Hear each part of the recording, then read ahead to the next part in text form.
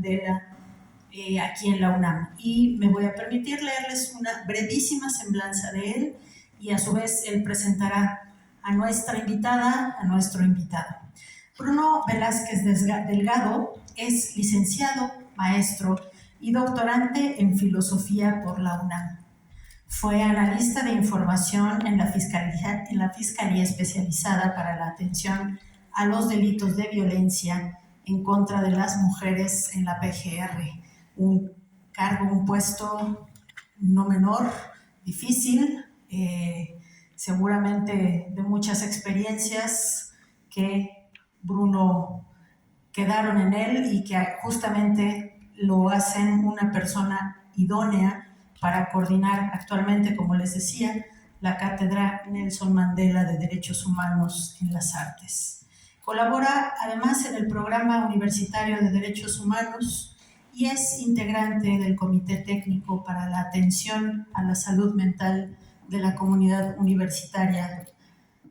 Otro lugar que además durante la pandemia, pues fue vital para mantenernos a todas y a todos en el equilibrio necesario. Bruno, muchísimas gracias. Te dejo el micrófono para que iniciemos con esta mesa. Gracias y bienvenidas, bienvenidos de nuevo. Muchísimas gracias. Acá estamos. Muchas gracias por la presentación y antes que nada les saludo, les doy la bienvenida. Estoy encantado de poder estar aquí hoy con Gabriela, con Temoris, en esta segunda parte del coloquio Libros, Edición, Cultura y Paz. La mesa que nos ocupa hoy es sobre periodismo, libros y cultura de paz. Entonces, en verdad, nos alegra mucho ver que está nutrida nuestra sala. Y hay varios alumnos y alumnas mías, eso es quizá lo que más me toca como universidad. Soy profesor de la Facultad de Industria y Letras y del TAN, que también compartimos la docencia, Gaby y yo. Antes de dar una pequeña introducción para ir enmarcando el diálogo, voy a permitir leer las semblanzas de Gaby y de Temoris para que ustedes sepan un poco más con quién estaremos conversando hoy. Gabriela Marketing es escritora, investigadora, académica, traductora, guionista y productora mexicana. Es licenciada en comunicación por la Universidad Iberoamericana. Realizó el posgrado en literatura comparada aquí en la UNAM y en comunicación en la Universidad de Navarra. Es titular del noticiero matutino Así las Cosas en W Radio, articulista y podcastera de El País. Es también articulista del periódico Reforma, docente universitaria, conferencista nacional e internacional y estratega en comunicación. Asimismo, fue profesora de la maestría en periodismo para políticas públicas del CIDE y hoy es profesora de la maestría en la Universidad Iberoamericana. Gaby, mil gracias por acompañarnos. Encantados de tenerte aquí. Temoris Greco, por su parte, es periodista, documentalista y analista político independiente, politólogo de formación. Ha reportado desde 94 países y territorios, es un trotamundos que ha dado la vuelta al mundo 3 veces cubriendo numerosos conflictos armados, de República del Congo a Siria, de Filipinas a Colombia. Es miembro fundador de la asociación civil Ojos de Perro contra la Impunidad y del Frontline Freelance Register, integrante de la National Association of Hispanic Journalists. Temoris lo pueden conocer en una página web donde pueden ver todos sus documentales, varios de sus escritos. Temoris, bienvenido, muchas gracias por acompañarnos. Entonces, miren, el momento que nos invitan y que a mí me honra con la posibilidad de moderar esta difícil mesa, por el tema que lo enmarca, esto de periodismo, libros, cultura y paz, me preocupé un poco porque dije, quizá pueda suceder que terminemos hablando de todo y nada. Y la verdad es que agradezco mucho la invitación porque me puse a pensar y en ese sentido logré dar con algunas vetas reflexivas que creo que son muy enriquecedoras y que son muy propias para esta reflexión que el coloquio está pretendiendo generar.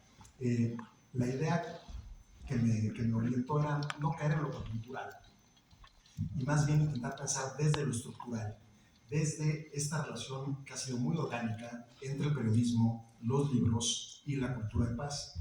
En ese sentido, terminé por descubrir que si pensamos estos 3 componentes, nos sitúa de lleno en el horizonte de la modernidad, de la cual seguimos siendo herederos. El mundo en que vivimos sigue estando fundado según los principios e ideales modernos, aunque hablemos que estamos viendo la posmodernidad, y eso significa que estamos también inmersos en el pensamiento ilustrado, ¿sí? En el pensamiento ilustrado que en este momento histórico, por ejemplo, alguien como Kant publica este libro que se llama La Paz Perpetua, quizá uno de los libros más ingenuos de una persona con el ingenio y el talante de Kant. Y entonces es allí en ese horizonte del pensamiento ilustrado donde también surge y emerge esta primera idea y concepción de lo que hoy día conocemos como derechos humanos. Ahí mismo, en ese mismo horizonte, está ocurriendo el pensamiento liberal. Ahí está John Locke, ¿sí? Con su ensayo sobre el gobierno civil. Está incluso en Inglaterra en este momento el liberalismo surgiendo el periodismo tal como lo conocemos hoy día. El primer periódico que se conoce era el Daily Courant, que surge en 1702 en Inglaterra. Y, por supuesto, los primeros periodistas eran escritores. Y eran escritores que buscaban, de alguna forma, evidenciar los abusos de poder, denunciar las violencias e empezar a construir una sociedad más democrática, es la democratización, ¿no? Entonces ahí está Emile Zola con el Jacques, con el caso Dreyfus, ¿sí? Está en México, tenemos a Nigromante, tenemos a Altamirano, que también son periodistas, son políticos, son escritores, y todos ellos de alguna forma inmersos en esta búsqueda de construir una sociedad más igualitaria, más libre, más justa, pero estando siempre de lleno ante un horizonte en el cual el contexto es siempre de guerra, ¿no? Entonces, y esto ocurre en el transcurso en que se pasa del pensamiento ilustrado a la reacción romántica, ¿no? Y en el romanticismo, como ustedes saben, lo que también ocurre allí es que surgen ideas e ideales que hoy día siguen operando, como es el nacionalismo, es el patriotismo, es el chauvinismo, ¿sí? Y esto todo porque el Estado nacional moderno, como lo conocemos, está también empezando a constituir en este momento. Entonces, yo descubriendo un poco cómo simplemente pensar el título de la mesa que hoy nos convoca, me permitió darme cuenta de todos estos escritores que son a su vez periodistas y de todos estos libros que hoy día siguen siendo un referente en términos de pensar la cultura de paz, ¿no?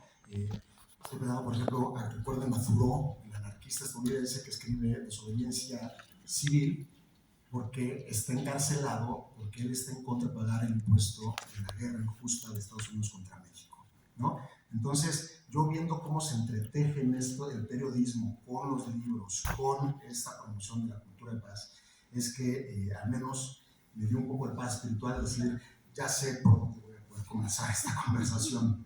Y en ese sentido, simplemente se me ocurre hacerles una primera pregunta, quizá contigo comenzaré el tema, porque si nos situamos en este marco que intenté más o menos delinear, ¿qué tanto tú pensarías que abogar por una cultura de paz pasaría por denunciar y evidenciar la cultura de guerra y todas las violencias que acontecen? Y cuando pienso en cultura de guerra, simplemente ayer, ¿no? Los periódicos nos hacían ver que Estados Unidos ayer redondeó el apoyo que le está dando Ucrania para la guerra en Ucrania a $35,000 millones. Entonces, pues es una cultura de guerra y es una economía de guerra, ¿no? Entonces, ¿cómo podríamos abogar por la cultura de paz abordando o evitando denunciar esta cultura de guerra y todas estas violencias que además tú lo has hecho, por ejemplo, como racismos de la comunidad afroamericana, etcétera? Quizá por ahí podríamos comenzar la conversación, Temoris.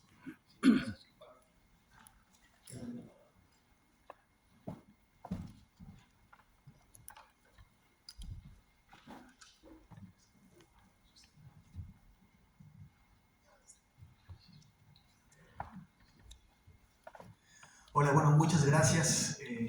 Quiero agradecer a la feria, a la universidad por abrir esos espacios y por invitarme a participar y a conversar con ustedes. Sobre todo, gracias por asistir a escucharnos cuando afuera está tan bonito el día y tan padre la feria. Pero bueno, igual podemos salir más adelante. Bueno, ahorita que mencionaste mi página web, híjole, hace 5 años que no la actualizo, me hiciste sentir como mal por tenerla tan abandonada, me voy a aplicar con eso.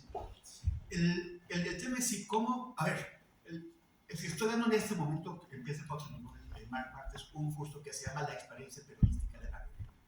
Y la idea es pues compartir lo que he vivido con gente que trata de entender los conflictos. Porque el conflicto es motor de los cambios en la humanidad. Y así lo ha sido y no lo va a dejar de ser. No podemos aspirar a desaparecer el conflicto.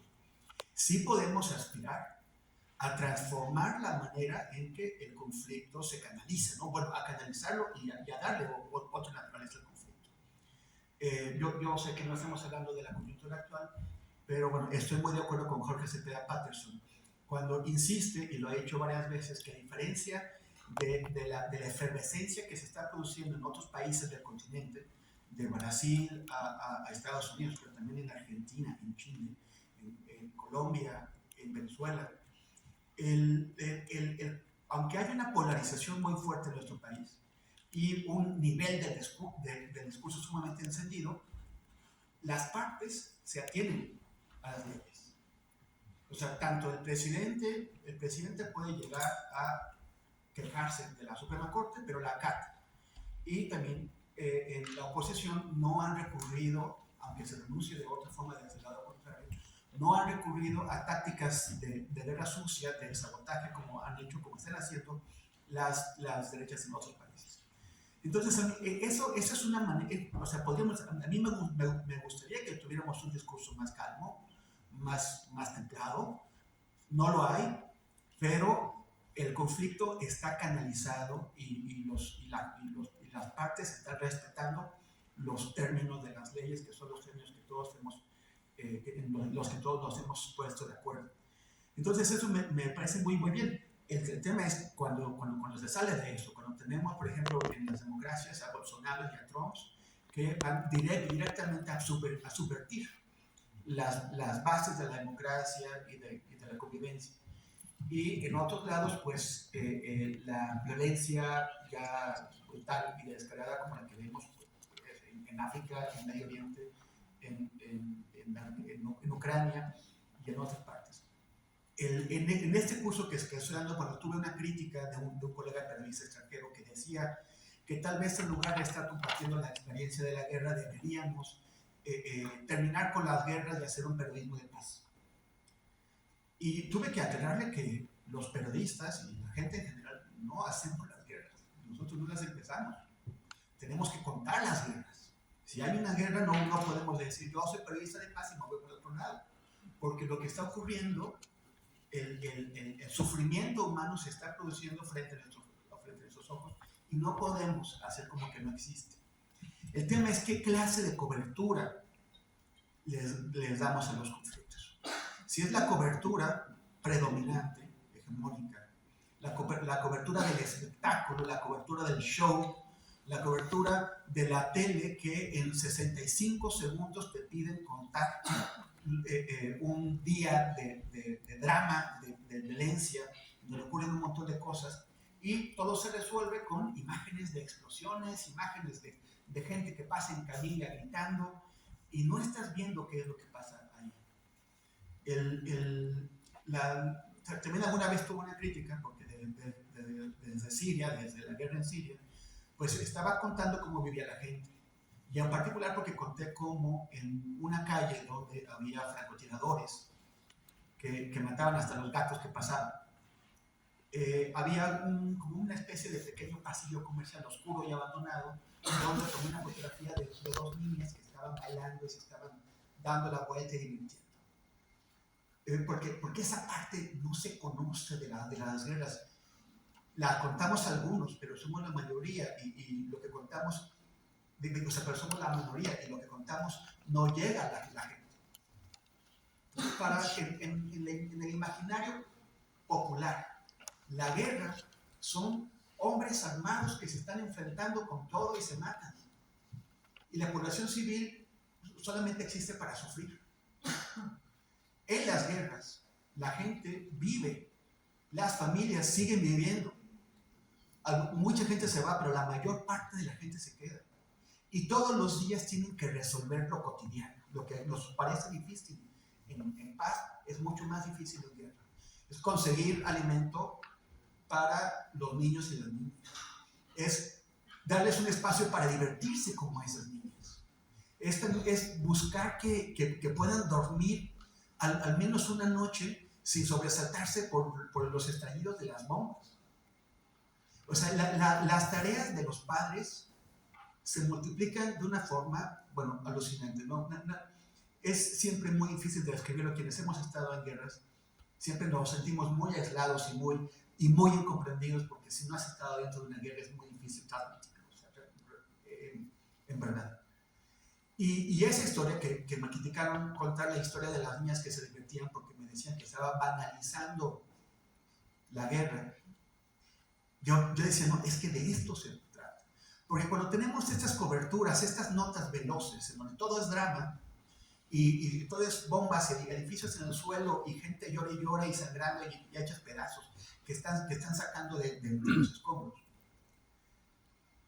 El discurso periodístico sobre la guerra se reduce a acabar con la esperanza, a no explicarnos que esas personas que están sufriendo podríamos ser nosotros, que son iguales a nosotros, que tal vez una señora lleva hijab, que tal vez un señor lleva una galanilla, que es este vestido que se usa por ejemplo en Egipto, y que por eso, no, es la misma gente, y les gustan las mismas cosas, y se la pasan igual. Lo que nos diferencia son nada.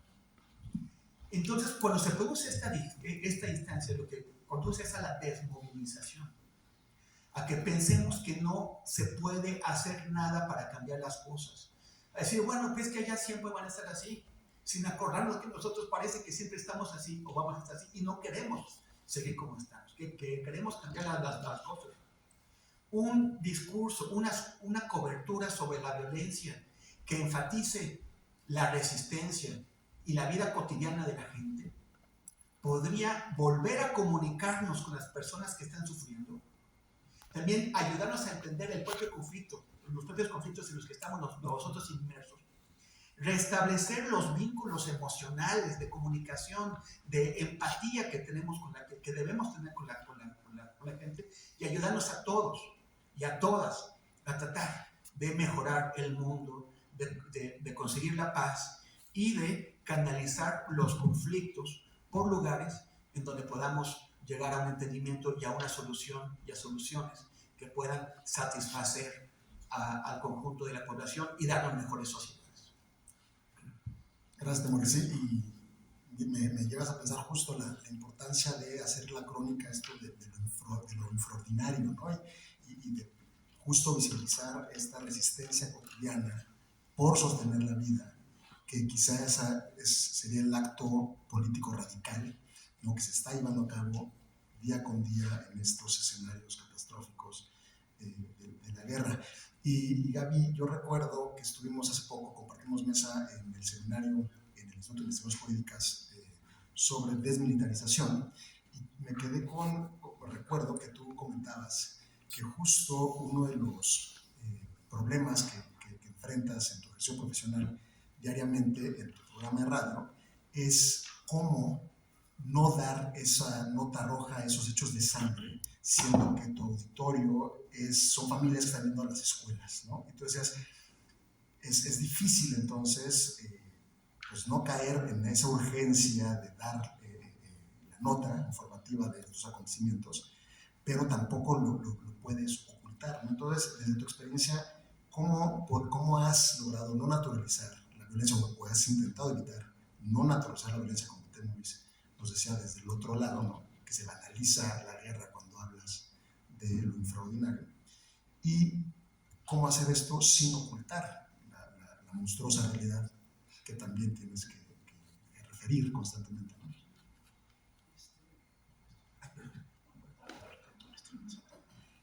Bueno, antes que nada, gracias y buenas tardes, y en verdad muchísimas gracias a la UNAM por invitarnos aquí. Me gusta mucho esta fiesta del libro y la rosa, Y justo comentábamos con Temoris hace ratito la cantidad de gente que hay, ¿no? Y eso pues, también da gusto, ¿no? Volver a ver tan llenos los pasillos y los eventos después de pues, todo lo que nos había sucedido en los años anteriores. Así que de verdad, gracias, gracias querido Socorro, y gracias por invitarnos por acá. Ahorita que te escuchaba, y voy a lo que me preguntabas, ¿no? Ahorita que te escuchaba, Temoris, me acordaba, no, es que tengo mala memoria, entonces busqué el libro, pero justo ayer o antier hablábamos con Daniel Arrea de este libro que se llama El Recetario para la Memoria, un proyecto de memoria, de paz y resistencia a través de la comida favorita de los desaparecidos. Y me acordaba mucho ahorita que decías esto de enfatizar la cotidianidad, ¿no? Porque en un país como el nuestro, donde hay tantas miles de personas desaparecidas, pues pareciera que hablar del número, por ejemplo, pues termina perdiéndose, ¿no? Si no me dicen mucho si de repente hoy hay 10 desaparecidos más o 100 mañana, ¿no? Como que terminamos volviéndolo muy frío y este libro, que se los recomiendo además muchísimo, este recetario para la memoria, este es sobre Guanajuato, de manera específica, sobre el estado de Guanajuato, y lo que hacen aquí es que familiares, a veces mamá o lo que sea, pero algún familiar o alguien cercano a una de las personas desaparecidas, lo que pone es la receta de lo que más le gustaba comer o gusta comer a esa persona. Y entonces son recetas muy cotidianas, porque puede ser la carne asada con chilaquiles o los huevos estrellados con tocino. Y entonces viene la receta, que insisto, casi todas son recetas pues, muy caseras, muy sencillas, y abajo viene la fotografía y un poco una fichita, una ficha breve de esa persona desaparecida a la que le gusta esa comida. Y la verdad, cuando lo ves así, te sacude muchísimo, ¿no? Hay un plato que se me quedó como muy marcado, muy grabado, porque era literal huevos estrellados con frijoles.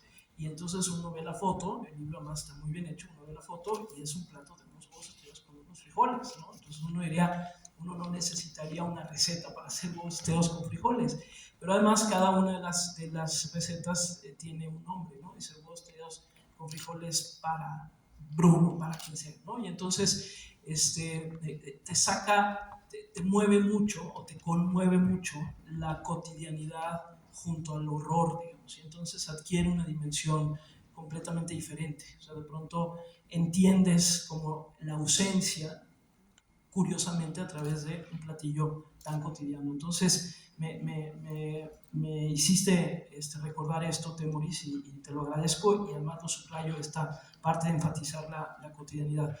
Y sí, Bruno se refiere a lo que platicábamos en el Instituto de Investigaciones Jurídicas hace ya algunas semanas. Y yo lo que contaba es, yo conduzco un noticiario de radio que va de 6 de la mañana a 10 de la mañana, y la audiencia de nuestro noticiario de radio, no de manera exclusiva, pero es una audiencia bastante joven. Bastante joven, sobre todo porque normalmente los noticiarios no los escucha gente tan joven, pero digamos, son personas que en su mayoría tienen entre 35 y 45 años, que para un noticiario es un público joven. Y tienen, por lo regular, o con frecuencia, tienen niños pequeños cerca de ellos, ¿no? Hijos cerca de ellos. Y cuando nosotros empezamos a hacer el noticiario, hace ya algunos años, arrancábamos a las 6 de la mañana con la nota roja, ¿no? Porque en la noche pues pasan un montón de cosas. Antes pasaban más cosas en la noche, ahora ya pasan todo el día, pero antes pasaban más cosas en la noche, y entonces la nota roja era muy de eso, de la noche, a quién habían asaltado y a quién habían, ¿no? Así, tal cual, nota roja. Y teníamos, además, había un reportero muy bueno, ya no está ahorita con nosotros, está en otros medios, muy bueno, Israel, y lo hacía además como muy dramático, ¿no? Y entonces decía, y esto pasó mientras ustedes dormían, ¿no? Y entonces, pum, se aventaba que tal, y que no sé qué, y que habían hecho tal. Y de repente empezamos a recibir poco a poco quejas de la audiencia, ¿no? Al principio no peleé mucho, justo por lo que decía Bruno y lo que comentábamos aquella vez en Jurídicas. No peleé mucho porque yo dije, bueno, entiendo que no es una información agradable, pero no podemos no hablar de lo que pasa, ¿no? Hasta que empezaron a incrementarse las quejas, y las quejas tenían que ver con, yo no estoy diciendo que no hables de ello, pero me encantaría que no fuera a las 6 de la mañana, que estoy despertando a mis hijos, mis hijas, que nos estamos vistiendo, que estamos dando a desayunar, y si así va a ser, lo que nosotros vamos a hacer es ya no escuchar el programa, ¿no? Entonces decían, si lo dicen, ojalá lo pudieran mover un poquito de horario. Y tuvimos un gran debate sobre eso, porque de repente decíamos, bueno, pero se tiene que hablar, ¿no? Se tiene que hablar también de lo que sucede, se tiene que hablar también de esta violencia, en este caso violencia más cotidiana. Y decidimos hacerle caso a la audiencia y moverlo un poco de horario para, por ejemplo, las 7 de la mañana, en donde ya hay una actividad diferente, en donde también seguramente los hijos pueden andar por ahí en lo que van a la escuela, pero hay mucho más ruido en el ambiente. A las 6 de la mañana mucha gente me decía, es que apenas nos estamos despertando y en el silencio de la mañana la nota roja suena más roja todavía, ¿no? Claro, cuando se ven cosas muy graves, pues también las decimos a las 6 y se tienen que decir a las 6, ¿no? Pero sí atendimos, digamos, esa petición de gente que decía, pues es que si no, dejaré de escuchar porque quiero cuidar a mis hijos por encima de esa nota en específico. Y yo creo, y un poco siguiendo lo que han dicho tanto Bruno como Temoris, yo creo que hoy además tenemos una complejidad que es que digamos, la guerra o las guerras que se van multiplicando, las empezamos a tener, digamos, frente a nosotros de muy diferentes maneras, ¿no? Porque de repente podemos pensar en una guerra de armas, como ya se ha hablado de ella, pero bueno, hoy podemos pensar en muchas otras guerras, ¿no?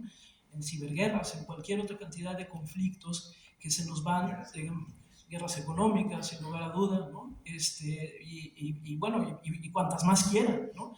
Entonces, se nos fueron abriendo los ojos a las diferentes violencias y guerras que vamos enfrentando todo el tiempo.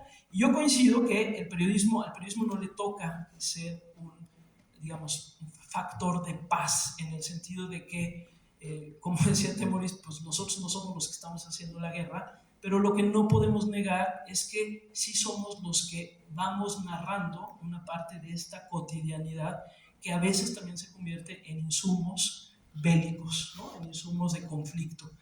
Y creo que esa parte sí me parece que es fundamental que también nosotros la podamos asumir. Hay quienes han hablado, por ejemplo, de que hoy tendremos que tener un periodismo más de soluciones y no solamente periodismo, un periodismo de soluciones que podría significar abrir o mostrar como posibles caminos de salida. Otros dicen, eso no le toca al periodismo, eso le tocaría a otras instancias. Yo siempre digo, el periodismo, primero, antes que nada, no es una ciencia exacta y se va transformando en la medida que también las sociedades se van transformando. Tú hablabas de este horizonte de la modernidad, del pensamiento ilustrado, del pensamiento liberal, que de alguna manera sigue siendo algo que nos ha marcado, pero también es cierto que hoy vivimos frente a horizontes que ya se desarticularon, digamos, de esas certezas de la modernidad y que aún no terminamos como de rearticularlas en otro tipo de certezas. Entonces, o sea, cierro esta primera intervención diciendo que yo creo que lo que sí se nos ha olvidado muchas veces en el periodismo es el para qué estamos haciendo algo, el para qué estamos publicando algo, el para qué estamos cubriendo algo o no. Porque yo coincido, para mí por lo menos no tendría ningún sentido hablar de un conflicto, hablar, por ejemplo, los desaparecidos, centrándome nada más en, por ejemplo, se abrió una fosa y al abrir una fosa nos encontramos con no sé cuántos cuerpos. Eso es el horror, es terrible, y si ahí me quedé, me parece que nos estamos metiendo también en ese pantano del horror. Entonces, el enorme reto está en cómo no meterte en el pantano del horror, sino que a partir de ello se puedan ir construyendo, digamos, narrativas, me gusta usar para narrativa, pero relatos o trabajos mucho más humanos. Y cierro nada más, hoy otra vez, estos últimos días hemos estado hablando mucho con madres de personas desaparecidas.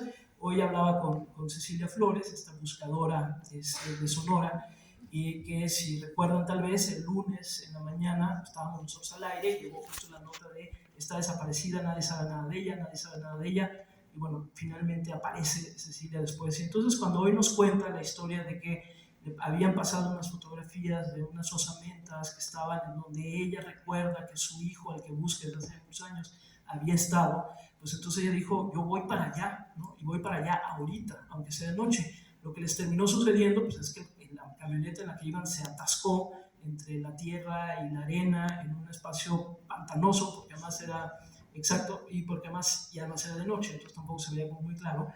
Y ahí se quedaron un montón de horas, y ella cuenta cómo les entró muchísimo miedo de, primero, pues el calor, hambre, no tenían ni comida, no tenían agua, no tenían nada, Pero dice, de repente lo sigue narrando y dice, y además empezaron como unas balaceras alrededor y luego la camioneta estaba rodeada por coyotes, por lobos, de veras, animales, y estaban rodeando la camioneta, dice, y era un terror absoluto de que no íbamos a salir de ahí, hasta que, bueno, finalmente ya mandaron un helicóptero y la rescataron ya muchas horas después. Y entonces yo me quedé pensando, dije, todos los elementos que me acaba de contar son elementos del horror absoluto. Es decir, es una mujer que sale corriendo porque le dicen que hay unas osamentas, porque está buscando al hijo, no le importa, va para allá, se queda atorada en la noche en la camioneta, y luego la balacera, cuando yo todavía le dije, oye, la balacera, ¿cómo que una balacera? No, la balacera en medio de la nada, ¿no? Me decía, además estábamos en medio de la nada, y luego los lobos, ¿no? O estos rodeando la camioneta, y te quedas un poco como fría, ¿no? Dices, bueno, ¿y qué haces a partir de eso? ¿Cómo lo cuentas para que otra vez no nos empantanemos, digamos, en el terror, como la camioneta, sino que en un momento dado podamos, digamos, como encontrarle un sentido humano, por lo menos, un sentido humano a aquello de lo que estamos hablando? Pues arranco un poco con esto, Bruno. Muchísimas gracias, Gaby. Y justo creo que cierras haciendo la siguiente pregunta, que casual y afortunadamente yo tenía acá preparada, porque pensando en este concepto relativamente nuevo, ¿no? De cultura de paz, y que más un tanto inocente quizá, yo quería saber cuál es su reflexión en torno al concepto mismo. O sea, les dice algo, porque básicamente se cuenta, ¿no? con la regla de oro, con la máxima dorada, que es un principio religioso universal, ¿no? Que trata a las otras personas como quisiera ser tratado, que luego está en el imperativo categórico, que está allí quizá en el sustrato de la dignidad de la persona humana, que da lugar a los derechos humanos. Pero cómo el problema, que más ahorita lo que es, o sea, cómo nombramos la paz, ¿no? La guerra, las violencias tienen muchos nombres.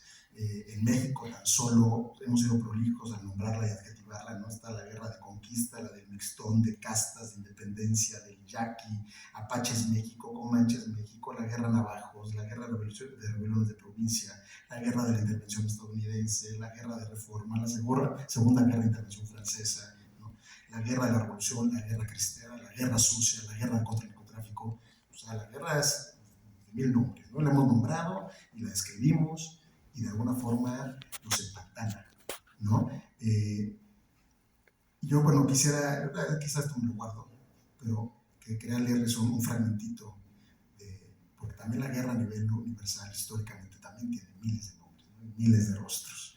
Pero entonces acá lo que yo quería preguntarles es cómo nombramos a la paz. Entonces, ¿cómo hacer y cómo nombrar a la paz equilibrando la prisa y la urgencia orgánica, natural del periodismo, con la profundidad y la demora que requiere la escritura en aras de, no solo de superar la coyuntura, sino de lograr poéticamente esta construcción de un mundo libre de violencias? Creo que tú eso lo has hecho, ya lo referiste un poco, pero creo que eso es uno de los grandes problemas que subyace en su ejercicio profesional, ¿no? ¿Cómo hacer eso? ¿Cómo se puede hacer y cómo lo has hecho a lo largo de tu carrera? No estoy seguro de que sea buena idea nombrar la paz, porque la estaríamos equiparando a la guerra, ¿no?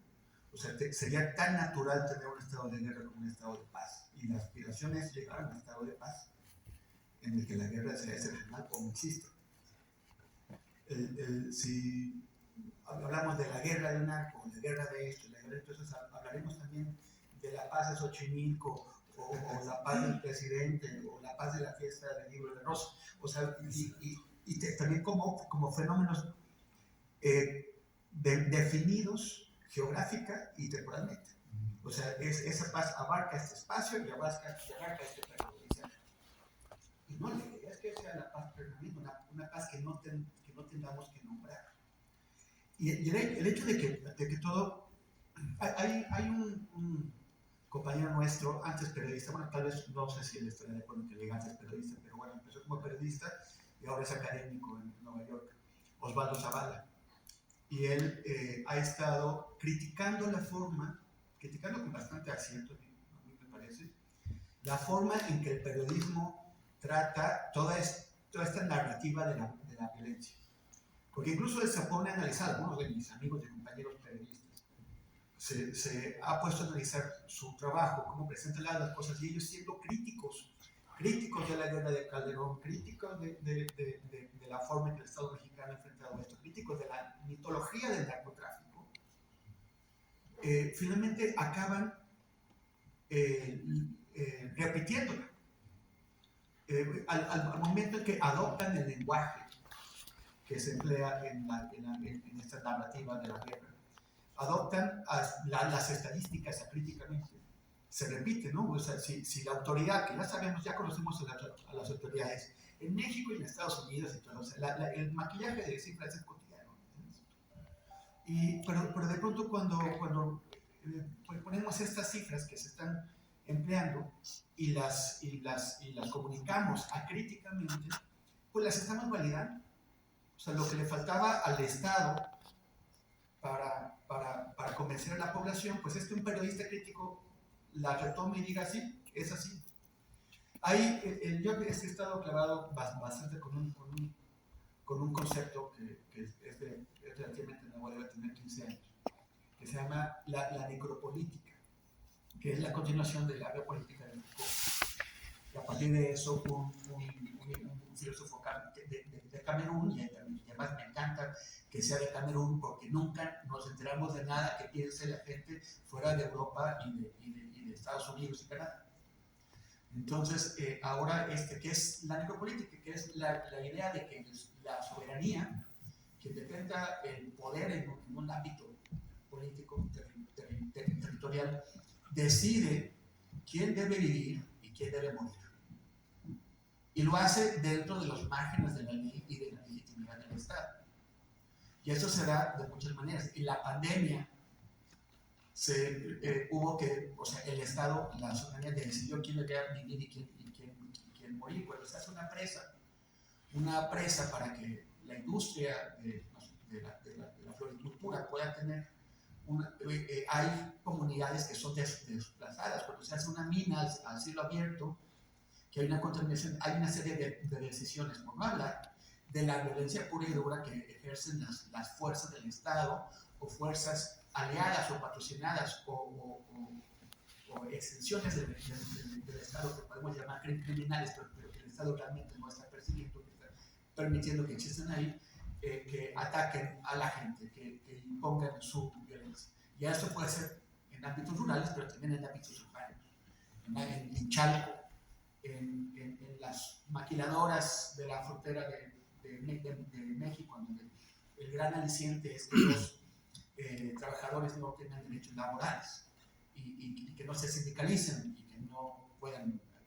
Entonces ahí vemos, el periodismo tiene que discutir si se vuelve instrumento de la necropolítica, si se deja utilizar por la necropolítica, consciente o inconscientemente, o si hace la crítica de la necropolítica y defiende el derecho de todas y de todos a la vida, a la seguridad, a tener oportunidades, a una vida mejor. Y yo creo que esa es una de las distinciones. Y hasta el momento vamos en pérdida, porque si vemos los titulares de cada día y los teasers, o sea, por ejemplo, la decisión que ustedes tomaron, Gaby, pues a mí me parece que fue contra la necropolítica. O sea, la necropolítica te pide poner la tragedia y la muerte por delante, porque además son muy populares y bien. Y cuando tú tomas la decisión de no ocultar las cosas, tampoco hacer y tratar de darle a la gente algo más, pues entonces, o sea, cuando estaba diciendo eso, yo me acordaba que cuando era niño mi papá nos llevaba a la escuela, nos ponía de puntitas de Emilio Evergenji, que algunos se acordarán en un programa bellísimo de 7 a 8 de la mañana antes de que a las 8 empezara la noticia. Pero eso también tenía en el fondo un contenido de concienciación política. Pero eso son también decisiones que toman los medios de comunicación para tratar de facilitarnos vivir a todas y a todos. Sí, gracias, Temorice. Y justo, además te agradezco también la primera parte de tu intervención porque tiene que ver con el eje temático de esta fiesta, porque efectivamente yo coincido contigo, creo que la paz es la utopía, es el no lugar, es lo que no se puede nombrar, ¿no? Y es a lo que hay que aspirar siempre, es como ese horizonte, ¿no? Que llega Galeano, que tú avanzas 2 pasos, el horizonte se retira 2 pasos, pero es lo que te permite avanzar. Entonces, creo que sí, coincido, la paz no tiene nombre, ¿no? Y nos vuelve, nos regresa al origen del tema de esta fiesta. Y cuando mencionas a Kilem Embe, no sé el nombre de este filósofo, que de hecho estuvo aquí en una, claro, el problema con la necropolítica que pareciese que es un fenómeno actual, pero en realidad viene desde el inicio del Estado moderno. O sea, es lo que Hobbes relata en su Leviatán, o sea, el soberano lo que tiene la soberanía sobre la vida y la muerte de los súbditos. Ese es el soberano, es la única persona verdaderamente libre, ¿no? Y entonces Estado es poder, y poder es quien tiene la capacidad de decidir quién vive y quién muere, ¿no? Eso es fuertísimo. Pero también aquí en ese sentido, desde la filosofía, desde la literatura, creo que está logrando, ¿no? Al evidenciar estos 1000 rostros de la monstruosidad, de la barbarie humana, ¿no? Está también logrando, construyendo nuevos conceptos, ¿no? Del necrocapitalismo y la necropolítica, hacernos volver a pensar sobre eso que quizá ya habíamos obviado en nuestras reflexiones, ¿no? Es que el truco está en convencernos de que el Estado es más ruso, es más con el contrato social en el que todos coincidimos, sí. Y cuando en el fondo es oficial. Sí, entre la República y el Leviatán, ¿no? Y Gaby, en ese sentido, la verdad es que no sé qué preguntarte en este momento. Estoy echando un poco de... No, pero quizás tú tengas algo que agregar en esta línea de pensamiento. Te lo voy a contar cuando a mí se me olvide, voy a... Flores, sí, neta, no tengo que preguntarte. Por cierto, que me está viendo esto nomás, le mandamos un mensaje, por ahí nos anda viendo, entonces a mi tocaya, sé que nos están viendo también a distancia. No, y ahorita estaba pensando también buscando aquí este libro de Rosana Reguillo, que se llama Necromáquina, cuando morir no es suficiente.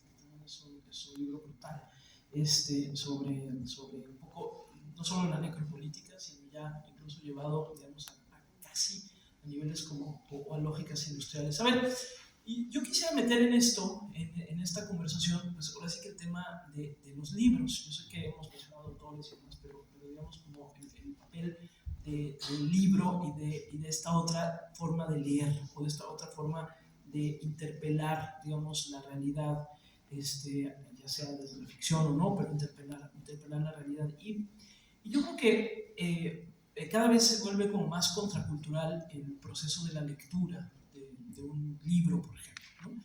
Y no quiero ser fetichista ni mucho menos, no creo que leer en un libro como tal sea superior a leer otros formatos. La verdad es que no lo creo, y yo soy una persona que ya llegó a una edad en donde de repente volteo y digo, ¿qué hago con todos estos libros que están en mi casa? Y que se vuelven a veces hasta un problema ahí como medio físico. Entonces, ya tomé yo una decisión muy propia de cuáles libros sí los quiero en papel y cuáles libros no me preocupa si no los tengo en papel. Es una decisión absolutamente subjetiva y personalísima. Pero yo insisto en la parte de lo contracultural porque me exige un proceso, sobre todo por cómo leemos ahora. Yo sé que no siempre se leía así, pero por cómo leemos ahora, pues me exige meterme en un proceso hasta de silencio, ¿no? Y en todo esto que acabamos de contar, yo a veces creo, cuando coincidiendo con Temoris de que lo ideal sería que no tuviéramos que nombrar la paz, pero a veces cuando pienso en la palabra paz, me acompaña la noción de un silencio que me permite estar conmigo, ¿no? Creo que eso te lo da muchas veces la lectura y otras cosas también. Porque es cierto que en la guerra puede haber silencios, pero los silencios de la guerra no son pacíficos. Los silencios de la guerra normalmente son todavía más aterradores, ¿no? Porque los silencios de la guerra pueden, digamos, como ser el preámbulo de otra cosa, ¿no? Pero cuando tú tienes esta posibilidad, digamos, de detener un poco el tiempo para la introspección y para la reflexión, creo que ahí va uno completamente a contrarritmo o contraflujo de esta otra dinámica de la que venimos hablando desde hace rato, que significa, digamos, esta confrontación, ¿no? Que por lo mismo tiene tantos, digamos, tantos adjetivos o tantos calificativos, como ya nos acabas de decir. La verdad es que no había yo reparado en ello, pero tienes toda la razón. O sea, la guerra de cualquier cantidad de cosas, y en cambio la paz no. Y yo quería detenerme en la posibilidad, digamos, como de la lectura. Y tampoco creo de verdad que el proceso de leer tiene que ser un proceso en silencio como tal. Lo que refiero es que me permite en un momento entrar en mí, aunque mi entorno sea ruidoso. Cuando yo fui directora de la Escuela de Comunicación de la Universidad Iberoamericana muchos años, y en algún momento dado se hizo una investigación de por qué la gente, la verdad es que la biblioteca de la Ibero es una biblioteca muy, muy bonita, y entonces hubo un tiempo en donde se dieron cuenta que muchos de los estudiantes entraban por los libros, pero se salían, no se quedaban en la biblioteca. Y entonces pues, se hizo ahí toda una investigación, y en realidad lo que decían es que es muy silenciosa y no me puedo concentrar porque es demasiado silencioso. Entonces sacaban el libro y lo leían en el patio, en el jardín o donde sea, donde había la cafetería, donde había como algún ruido. Y bueno, a raíz de eso decidieron meter incluso una pequeña cafetería que está al fondo de la biblioteca, que no te moleste, pero que dé ahí un ruidito, ¿no? Para que lo puedas hacer. Y risas grabadas y aplausos. Había algunos de los académicos ya de más edad que estaban muy enojados, ¿no? Porque no hay ruido aquí, ¿no? Pero lo que voy es esta posibilidad, digamos, de la introspección y de la reflexión y de la conciencia incluso de las palabras que usamos, de cómo las usamos y de cómo las narramos.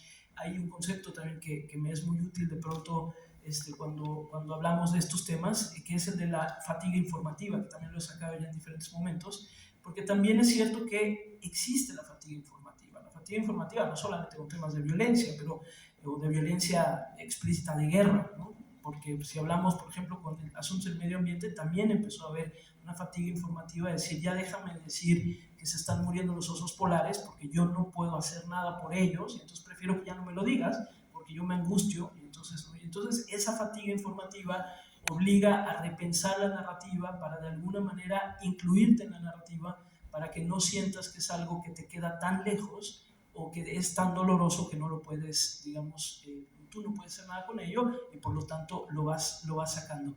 El tema, obviamente con la violencia pasa lo mismo, ¿no? Porque tú como individuo no puedes hacer mucho con la violencia, y por lo tanto, pues, en un momento dado la fatiga informativa te lleva a cerrar ciertos canales de insumo, y por lo tanto a tener, digamos, como un actuar otra vez como mucho más cotidiano para poderte como blindar ante ello, ¿no? Entonces creo en que por eso todas las campañas de hay que leer porque es importante leer, y lee 20 minutos, acaban en el sexenio pasado esta campaña de lee 20 minutos al día. Yo decía, es lo más contraproducente, porque lee 20 minutos al día y cómete un plato de brócoli. O sea, es como, entonces lo pones al mismo nivel, y si no te gusta el brócoli, pues vas a odiar la lectura. Si estás en Puebla con brócoli, bueno, sí, tienes razón. Yo creo que es más bien como el cómo vamos logrando que este espacio de la palabra, de la palabra que leemos, nos permita también como este remanso para mirarnos un poco, ¿no? Y para ponernos también como a nosotros mismos frente al espejo, aunque sea doloroso vernos a nosotros mismos frente al espejo. Nos quería meter un poco también este elemento específico de la lectura, dado que nos encontramos acá. Gracias, Gaby, porque más me ayudaste a pensar la siguiente pregunta que tengo en este tiempo, y me inspiraste.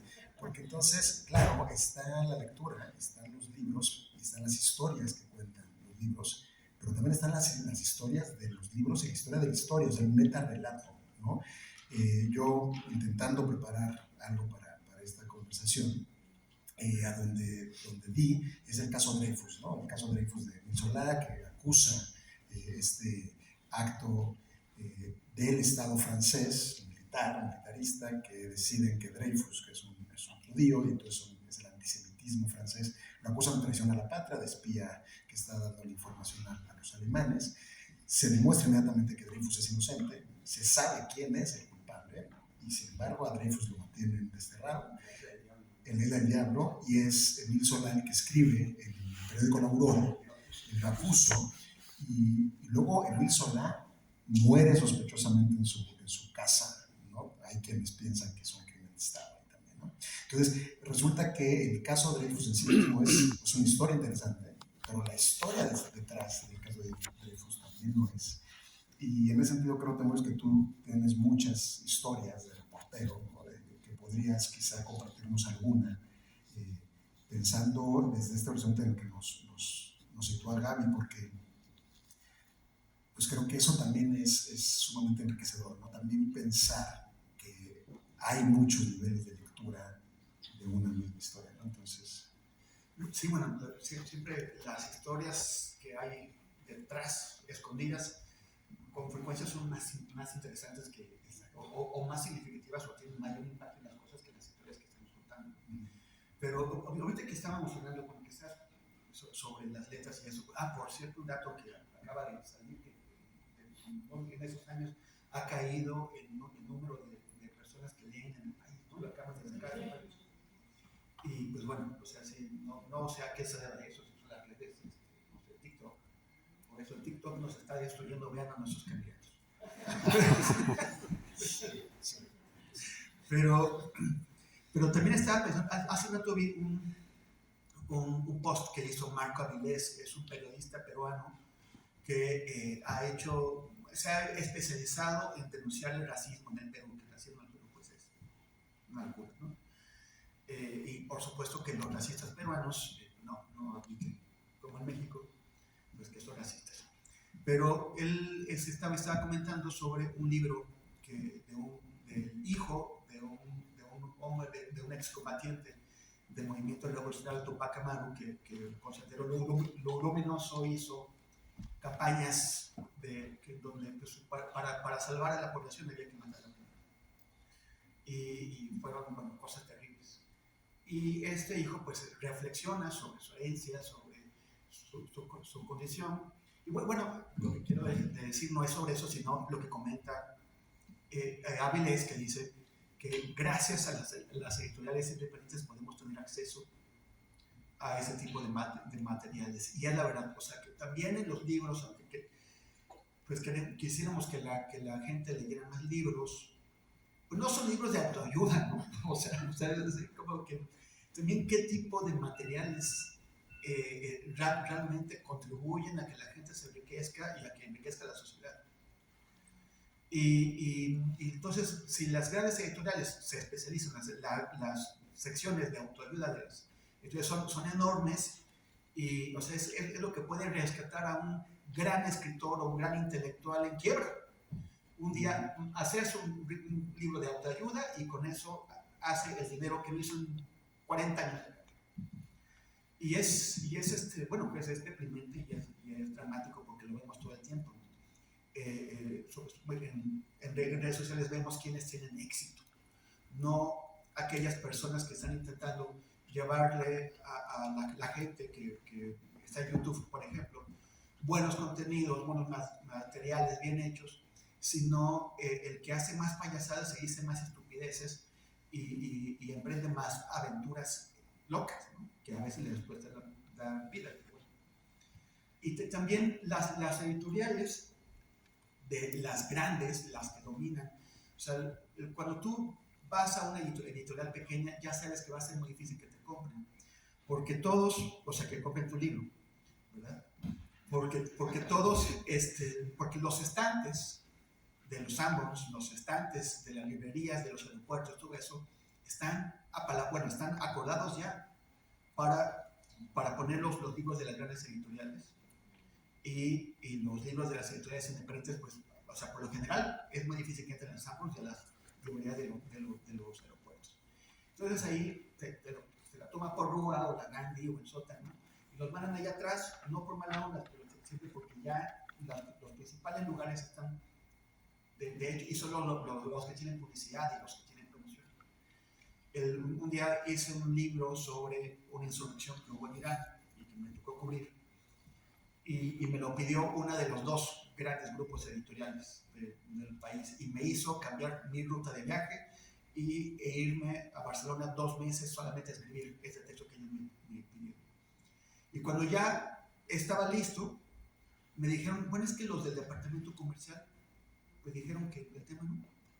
O sea, al editor le encantaba, él me lo había pedido, pero los del departamento comercial dijeron que eso no se iba a vender.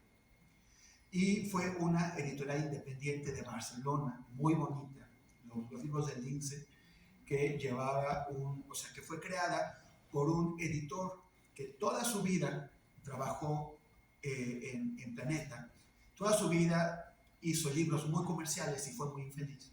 Y cuando se jubiló, dedicó el dinero de su jubilación a hacer la editorial que él había soñado. Y me encantó la edición, me encantó cómo la cuidó, la tipografía, selección, o sea, todo era un trabajo artesanal precioso. Pero el libro, para empezar, escrito por un mexicano, no llegó a México. Nunca se vendió. Bueno, sí, llegó a alguna feria con eso. Y allá mismo tampoco tenía oportunidades de venta. Y eventualmente, o sea, y eso pasaba con mi libro y con todos los que publicaban los libros de Lince. Y eventualmente un señor que está acusado de lavado de dinero, que creo que está en la cárcel, incluso mexicano, pero que tenía mucho dinero de sobra, quién sabe por qué, inventó su propio sello, Malpaso. Y hicieron también libros muy bonitos. Le compró los libros del Lince a esa editorial, hicieron libros preciosos. El primer libro de Osvaldo Zavala, los cárteles no existen, es una edición que yo me moría nada más de ver la calidad de la belleza. Pero al final tuvo que vender su editorial porque no tenía cómo venderse. Entonces, o sea, las editoriales independientes nos salvan, pero al mismo tiempo no las salvamos a ellas. Y es lo que está pasando en general, y creo que cada vez más, de manera más grave, con todos los trabajos de calidad. Junto a un montón de periodistas, bueno, ahí estuvimos. Nos acabamos de poner a hacer podcasts en un proyecto nuevo. Bueno, es europeo, pero están entrando en una América Latina, en donde nos pusieron a muchos a hacer podcasts. Pero el modelo de colaboración, ahora lo vemos, es bastante injusto. Pero además nos dimos cuenta que todos los trabajos de los periodistas que habíamos llegado ahí, en la fiesta de lanzamiento, ni fueron mencionados, ni hubo alguien del grupo de los periodistas y de las periodistas que participara en la presentación. Y si estaba, por ejemplo, una señora que hace un podcast que se llama Guacala, qué rico.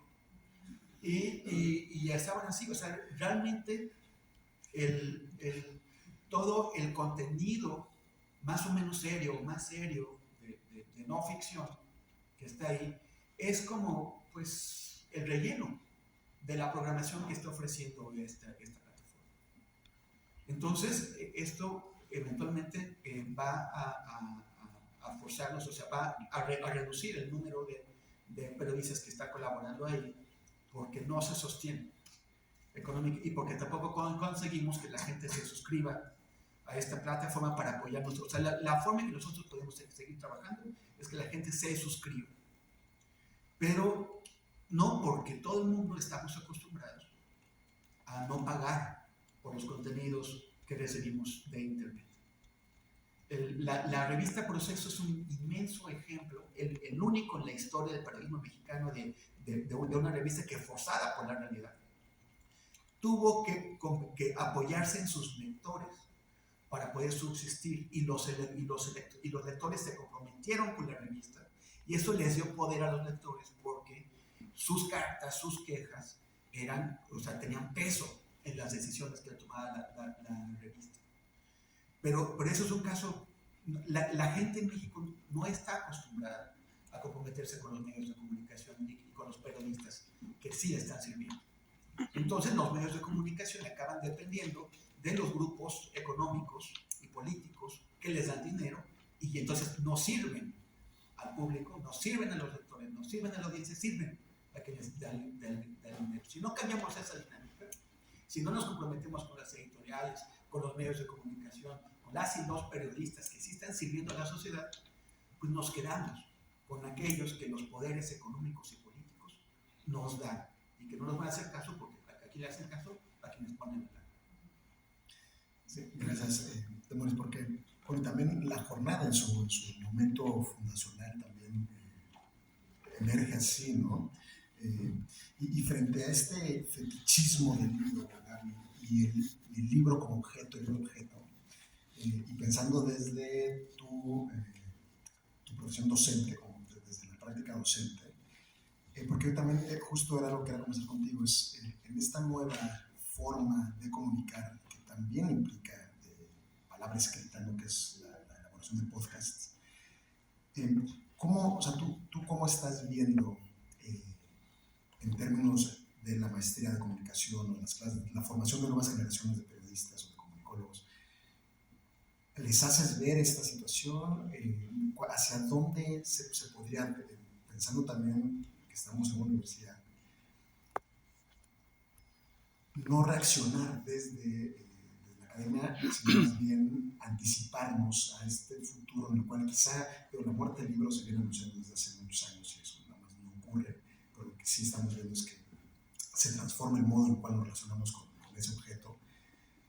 Pero en términos de comunicación, tú estás pensando como docente en darles herramientas a tus estudiantes para que enfrenten esta realidad de la cual quizá van a ser autogestivos, innovadores, emprendedores, ¿no? Esta palabra tan horrenda, o más bien te apegas a lo tradicional.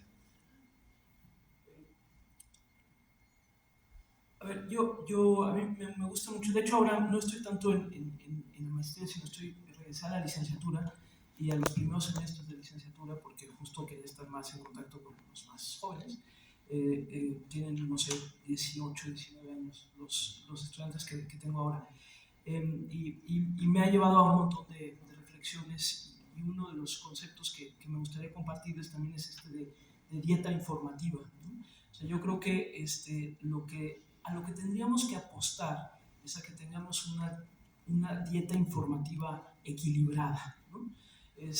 Lo cual no estoy diciendo una buena dieta informativa, no, porque también se vale de repente consumir pues, algún producto más chatarrón, ¿no? Es como pues, si cuidas lo que comes, pues igual de repente te echas una hamburguesa o te echas no sé qué, y luego pues, vas cuidando, vas equilibrando, ¿no? Y el problema es que, y este concepto no lo acuñé yo, incluso hay un libro que se llama Dieta Informativa, que se los recomiendo mucho, es un libro chiquitito, pero que es muy útil.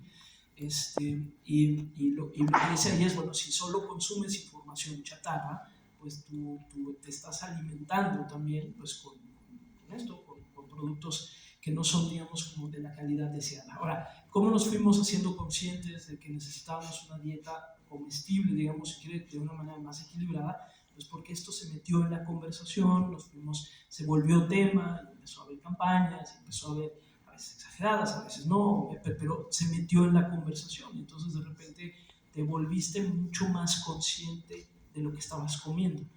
Eso no sucede en la dieta informativa.